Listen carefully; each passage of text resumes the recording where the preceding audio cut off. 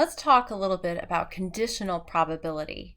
Now, this is the probability of an event happening given that another event has already occurred. Okay, so we're big on notation. The probability that event B occurs given that A has already happened is represented by this, P parentheses B vertical line A. All right, we read that as the probability of B given A. So that vertical line there, we read that as given. All right, let's take a look at a couple examples. You pull 2 cards out of a deck in succession without replacement. There are some key words there, right? So we are not replacing. So we're changing the scenario. If we were replacing, then these would be independent events. But if we're not replacing, it's now conditional probability. That's a key phrase to look for in helping you figure out which formula to use. All right, so what is the probability that both of these cards are spades? So I would write that as the probability of a spade given a spade. Well, the first probability is 13 out of 52, right? There are 13 spades in a deck of 52. Now, I've removed one and I've not put it back. So now my new denominator is only 51.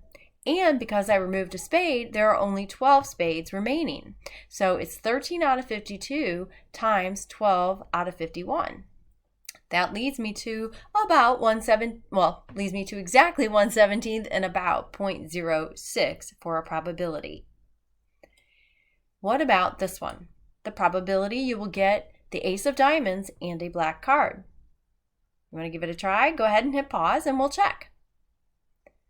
All right, the way I set mine up is the probability of an ace of diamonds given that my first card is a black card.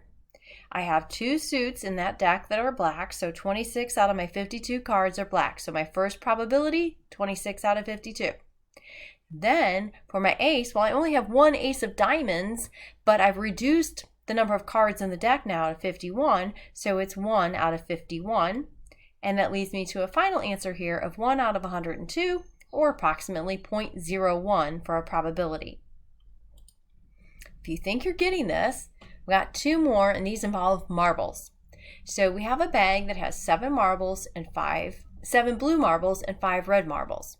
We're going to pull out 2 marbles in succession without replacement. So I'll pull one out, and now there's fewer marbles in the bag for my next pull. We want to know what is the probability of getting 1 blue and 1 red marble. Go ahead and hit pause and give it a try. Okay, let's see how we did.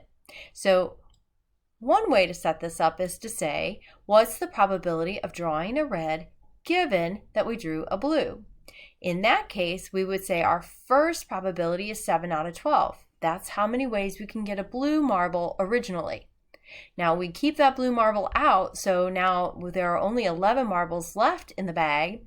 There are still 5 marbles that are red, so it's 5 out of 11 for the second probability. Multiplying that together, we get 35 out of 121, or approximately 0.29.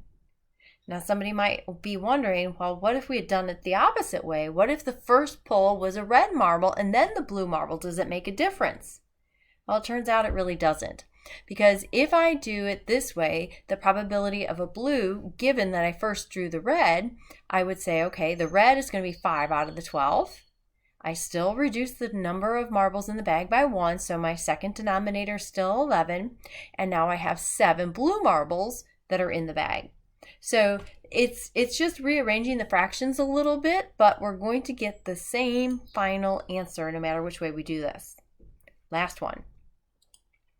Go ahead, marble problem again. See if you can calculate the probability of getting 2 red marbles.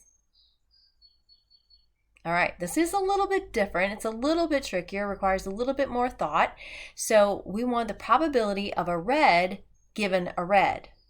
So your first pull is going to be, or probability rather, is going to be 5 out of 12, right? There are 5 red marbles, total of 12. Now we've reduced the number of red marbles in the bag to 4, and we've reduced the total number of marbles to 11. So my second probability is now 4 out of 11. Multiplying them together, we get 20 out of 121 for a probability of 0.17. Let me know if you have any questions.